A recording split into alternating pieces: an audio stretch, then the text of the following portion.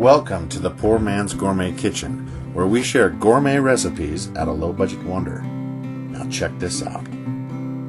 Here I've got a small bowl of beef knuckle bones, and as you can see, they still have a good amount of fatty tissue and meat on the bone, and it's going to be perfect for the nutrients we need in our beef bone broth.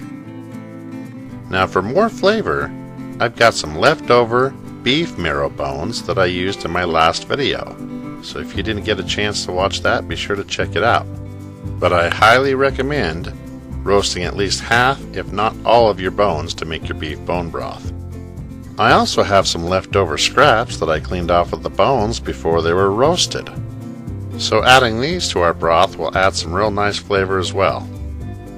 Now all you need is a big pot you can start adding your ingredients to, starting with those beef knuckle bones, followed by our roasted beef bones,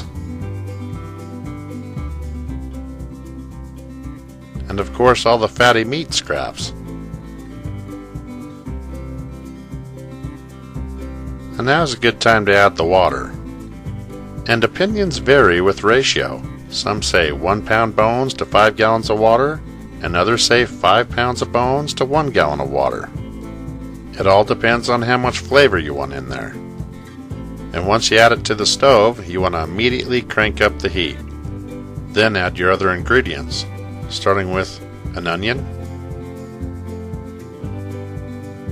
a couple of carrots, and it's just broth, so you don't have to be all fancy about it with nice cuts. But now all you're going to need is some parsley.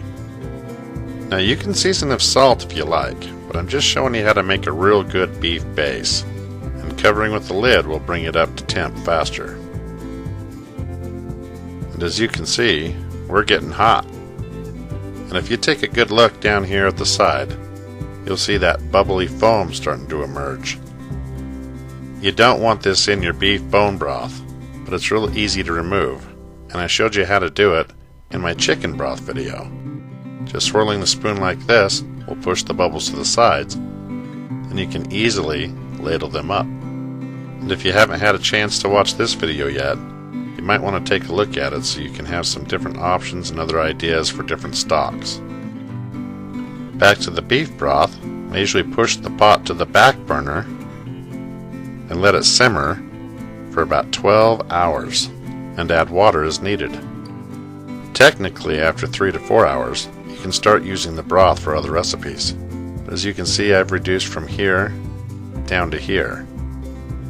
And it's at this point you can decide whether or not you want to add water to it, continue cooking, or go ahead and call it quits. Either way, that'll be up to you, and I highly recommend tasting it first before you decide. But for me, that's going to be good enough. But don't be scared if your broth looks like swamp water. This is completely normal.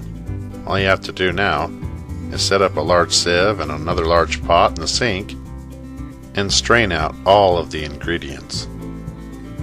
Now it isn't necessary, but our restaurant will take it another step further and filter out all of this stock so it's completely smooth and clean. That'll be up to you. For me, removing the bulk is enough. And just FYI, these carrots are completely edible. And now we're left with a nice, smooth beef bone broth. And there are a ton of health benefits to using this beef broth in your recipes. But at this point, using a straight base, you can now season it any way you like. And after it's refrigerated, you might be left with a nice fat cap over the whole top of your broth. This is completely normal. And you can use this in your cooking, sauteing vegetables or what have you. And if you take a good look at the broth, you can see it's very gelatinous. And this will melt back down and turn into the broth just as soon as heat is applied. And there you have it. Beef bone broth right here in the Poor Man's Gourmet Kitchen. Thank you for watching, and be sure to stop by PoorMansGourmetKitchen.com for more recipes and exact ingredients.